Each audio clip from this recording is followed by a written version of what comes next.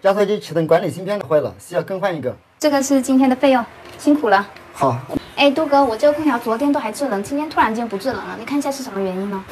这个吹的风的话就自然风，一点都不凉啊。这个外机的话吹风也是呼呼呼的。加小管的话呢是常温。加速机启动管理芯片的话坏了，需要更换一个。这个坏了呀？你怎么知道这个坏了呢？来的话是一个30伏发的电容，测一下看有多少，有0.28纳法。那现在要换这个是吗？对。要多少钱呢？换一个？换一个的话，是别人的话就150块钱，你这边的话就给120块钱。120啊？对。这个东西这么贵啊？这个是叫什么啊？叫压缩机启动管理芯片，也叫电容。电容啊？对。可是杜哥，我在网上查这个才10几块钱呢，你怎么要收我100多块钱呢？你在哪里买的？叫哪里给你修？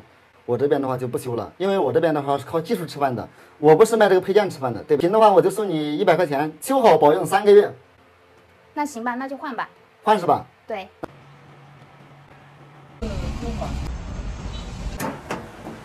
这个压缩机启动管理芯片呢已经换了，风的话非常的凉爽啊，美女麻烦你确认一下吧。吹出来很凉了。可以是吧？对，可以的。麻烦你把这费用给一下吧。可以啊，那你给我开个收据，我这边把钱给你。明天的话开好，你去网上拿，你先把钱给我好不好？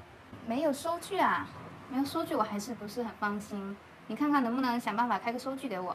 我给你开个电子收据，你看能不能接受啊？还有电子收据吗？单手记账有一款电子收据非常的好用，我开了你看一下行不行？行的话就 OK， 不行的话再说好不好？好。开扳手记账，输入客户的姓名，运输金额100，我们选一个地址，保存，扫码领取。我的电子收据的话已经开好了，麻烦你扫一下码领取一下。好，我试一下。哎，还真的有，这个扳手记账还挺好用的嘛。是啊，它里面有很多功能的。好的，杜哥，那这个是今天的费用，辛苦了。好，收到美女的100块钱，那今天的话就到此结束。